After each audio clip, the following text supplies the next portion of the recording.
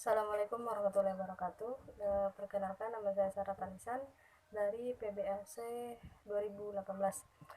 Di sini saya akan melanjutkan penjelasan materi kami, makalah kami, Tariqah al-Ihaya atau metode Sajestopedia, yaitu tentang kekurangan, kelemahan, serta prosedur dari metode ini.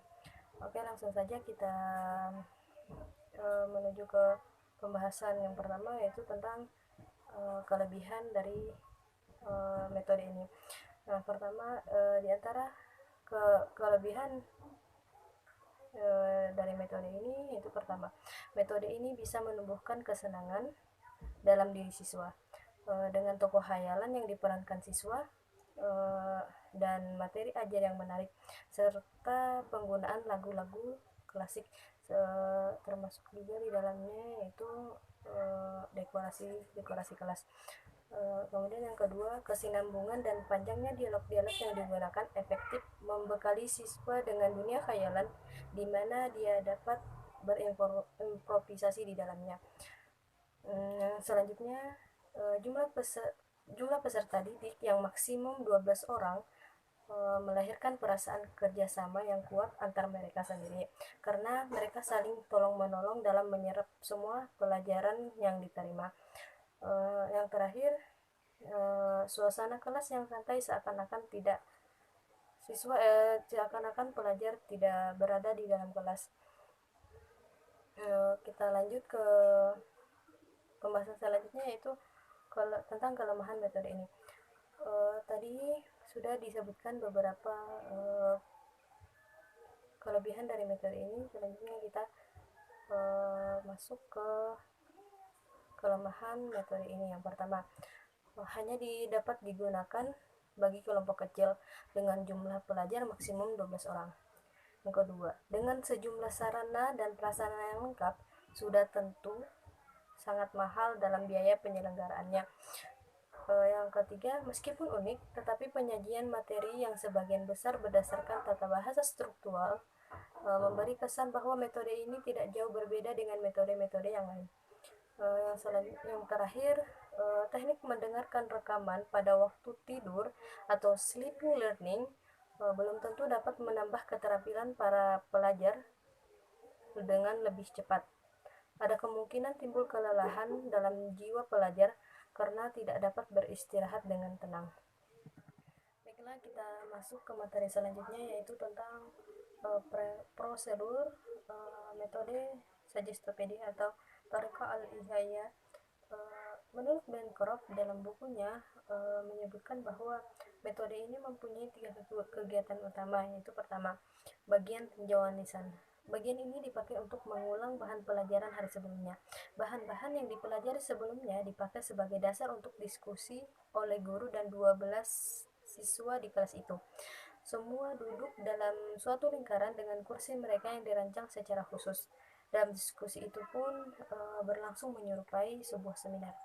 Diskusi tersebut dapat mencakup studi makro dan studi mikro. Dalam studi mikro, perhatian khusus ditunjukkan pada kosakata, tata bahasa, dan tanya jawab yang cermat. Sedangkan dalam studi makro, penekanan diletakkan pada kegiatan bermain peran dan gerak yang lebih luas. Yang kedua, pada fase kedua, yaitu penyajian bahan baru dan didiskusikan. Bahan baru disajikan dalam konteks melalui dialog-dialog panjang yang diperkenalkan atau dilanjutkan dalam 2 fase atau konser.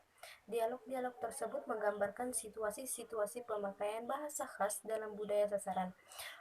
Dialog-dialog itu disusun sedemikian rupa sehingga mempunyai kesinambungan dalam alur dan hubungan dalam plot dalam konteks di seluruh pelajaran. Pada tokoh dalam dialog diberi nama yang bersajak dan mempunyai berbagai ragam pribadi dan profesi yang menarik hati. Pada bagian ini juga dilakukan kegiatan pemeriksaan suatu dialog baru beserta terjemahannya dalam bahasa ibu atau bahasa asli siswa. Guru dan siswa mendiskusikan setiap masalah mengenai tata bahasa dan kosakata utama yang dianggap penting oleh guru atau yang ingin diketahui oleh para siswa. Para siswa dibimbing serta dituntun untuk melihat pengalaman yang tertera dalam bahan baru ini sebagai suatu yang menarik hati tanpa ada upaya khusus yang memberatkan. Yang ke tahap selanjutnya yaitu semedi relaksasi. Yang betul-betul unik dalam metode ini adalah bagian yang ketiga yang dinamakan semedi relaksasi, yaitu para siswa duduk dengan santai seperti sedang melakukan yoga. Kegiatan semedi ini terdiri dari dua macam, yaitu yang aktif dan yang pasif. Dan kegiatan ini berlangsung sekitar 1 jam. Pada kegiatan aktif, siswa melakukan kontrol terhadap pernapasan selama 8 detik. Setelah siswa melakukan kontrol terhadap pernapasan, kita masuk pada bagian yang pasif dari semedi selanjutnya, yang sering juga disebut bagian konser, yang berlangsung sekitar 20 menit sampai 25 menit. Pada saat ini siswa mendengarkan semacam musik gaya klasik atau musik abad ke-17-an, yang kemudian diikuti dengan sugesti yang diberikan oleh guru.